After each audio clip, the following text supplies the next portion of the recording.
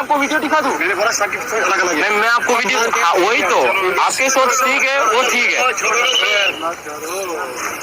तो भाई एक आदमी मेरे को सीधा मेरे मुंह पे बोलेगा भाई कश्मीर इंडिया का पार्ट ही नहीं बोल रहा है भाई ये कश्मीर भी इंडिया का पार्ट ही है लेकिन सर मैं हेड फैलाने बिल्कुल नहीं आया था कश्मीर के हर लोगों के दिल से दिल के लिए आया था सर भारत माता की जय बोलने नहीं बोलता है सर हेलो रायजोफोर आङो दाख्लै बुंदोंमोन ना बि बयसनि सायाव भिडिअ लाबोफिनगोन होननानैहाय बे बाथ्राखौ बुंनायनि सिगां आङो नोंथांमोननोहाय मिथिहोनो गोसो जायोदि जम्मु काश्मीरनि पेहेलगामाव जानाय जाथाय बेखौ लानानै दिनैसिमबो दावराव दावसि इन्डियान आरो पाकिस्ताननि गेजेराव दावहा जाहां माने जाखाबायानो होनदो माब्रै शुरु जाजेनदों दावहाया दैनिफ्राय जाजेनदों दायो इन्डियाया पाकिस्तानजों हाबलांनाय दैखौहाय होथेजोबबाय आरो बिसोरो दा दैजोंहाय दुगैनायनिफ्राय लानानै पाकिस्ताननि मानसिफ्रा दा दैजोंहाय बिराद प्रब्लेम जानानै दङ आरो बिनि उनाव दायो गासैबो इन्डियानिफ्राय माल थांनाय जानाय लोंनाय फारसेनिफ्राय लानानै माल थांनाय पाकिस्ताननिफ्राय फैनाय बेफोरखौ बन्द खालामना होजोबबाय दावहाया खायदाजों सोलोजों जादोंब्लाबो गुलि भारतनि जाथ'वाखै होननानै बुंजायो जादों जानाया एसे एनै बर्डारफ्राव गुलि गावलायनाय अब्लाबो इसिबां जाथ'वाखै आरो बे एटेक जानायावहाय गोबां मानसियानो मुंख्लं जादों हाबा जानानै सप्तासेल' जादों बे खिथिनो बेयावहाय गावनि फिसायखौ खोमानानै लानो गोनां जादों मानो बेयावहाय गोबां स्टेटनिफ्राय दङमोन गुजरातनिफ्राय दङमोन कर्नाटकानिफ्राय दङमोन ओमफ्राय ओडिशानिफ्राय दङमोन महाराष्ट्रनिफ्राय दङमोन बेयावहाय 26 जन हानिमुन जाहैनो थांनाय मानसिया बेयावहाय थैहैनो गोनां जादों ये लोग कर्नाटका से गुजरात से उड़ीसा से महाराष्ट्र से हनीमून के लिए वहां पर गया था लेकिन वहां पर क्या हो गया अपना जीवन दान देने के लिए गया और उसका औरत विधवा हो गया और बोलता है बी बॉयज को अरेस्ट करना चाहिए अरे हम लोग पता नहीं चल रहा था पहले बी बॉयज का वीडियो में जो आया ना उसका वजह से हम लोग पता चल गया वहां पर ऐसा चलता है तो भारत माता के जरिए नहीं बोल सकता है तो क्या बोलो कश्मीर वाला को बी बॉयज का वीडियो से नफरत है बोलता है फेसबुक में पोस्ट करके यूट्यूब में वीडियो बना के बोलता है कश्मीर पुलिस को टैग करके बी बॉयज को अरेस्ट करना चाहिए जो वीडियो में हम लोग देखा गया उसमें जो पर्दा के पीछे छुपा हुआ बात था ना उनको हम लोग सब पता चल गया है पहले पता नहीं चल रहा था इसलिए भाई लोग मैं आप लोग से बोलता है आप लोग वहाँ पे घूमने के लिए मत जाओ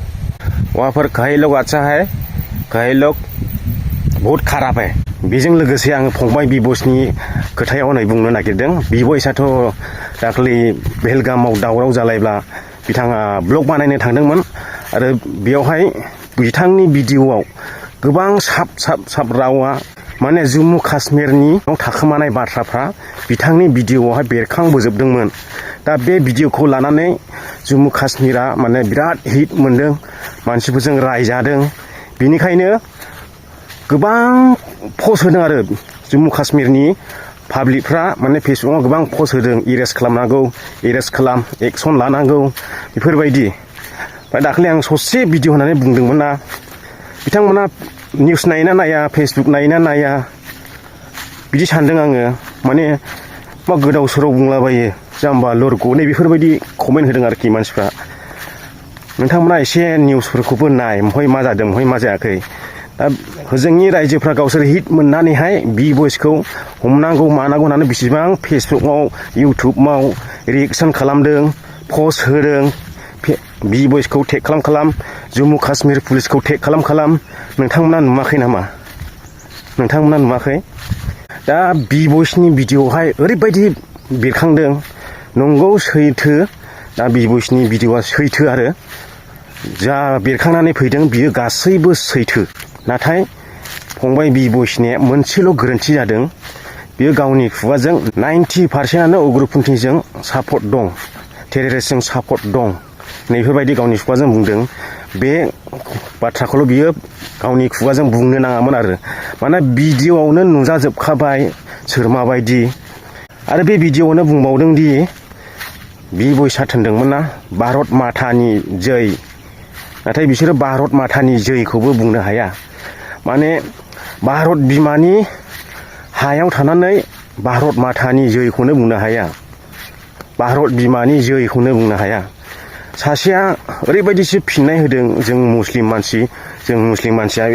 बेबायदि बुङा माने बे दोहोरोमावसो लांबाय आरो बे खोथाखौहाय दोहोरोमावसो सोसनहैबाय नाथाय भारत माता होननाया दि मा जायो बेखौ बे बुजिदोंना बुजियाखैथाय आंबो बुंनो रोंले आरो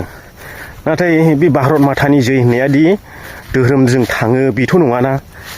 बे भारत बिमानि हायाव थानानै भारत बिखायाव थानानै भारत मातानि जय होननायालाय मा गोरोन्थि जाखो नैबेयाव बिराद भुल मोनदों आं भारत माता का जय बोलने में क्या जाएगा हमें भारत में रहता है माँ को ज़्यादा मानता है इसलिए तो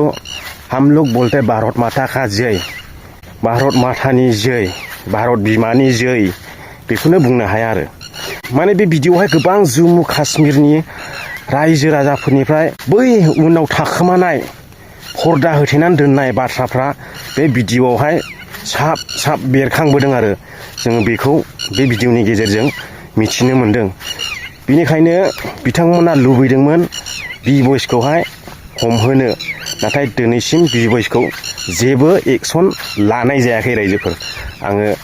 बेखौ नोंथांमोननो खोन्थाबाय होजोंनि रायजोफ्रा गावसोर हिट मोननानै बुंदोंमोन बेखौहाय गावसिनि स्टेटनि पुलिसखौ टेक खालाम एरेस्ट खालामनांगौ मानांगौ बेफोरबायदि गोबां फेसबुकफ्राव पस्ट होदों इउटुबाव रिएक्सन खालामदों नाथाय दिनैसिम एक्सन लानाय जायाखै बोरै एक्सन लानो हानो साब नुजाजोबखाबाय भिडिअ'आनो सैथोखा बेखौलाय सोर एक्सन लानो ना मा होनो आरो नोंथांमोना मा सानो कमेन्ट खालामदो नोंथांमोना आङो भिडिअ बानायनायाबो लेट जाबाय माने भिडिअफोरखौबो बानायनो बालांसै माथो एसेनोसै रायजोफोर बेखिनिखौ बुंनानै दिनैनि भिडिअखौ फोजोबबाय मोजां मोनदोंब्ला शेयार खालामदो बयनोबो मिथिहोदो आरो चेनेलाव गोदानब्ला चेनेलखौ साबस्क्राइब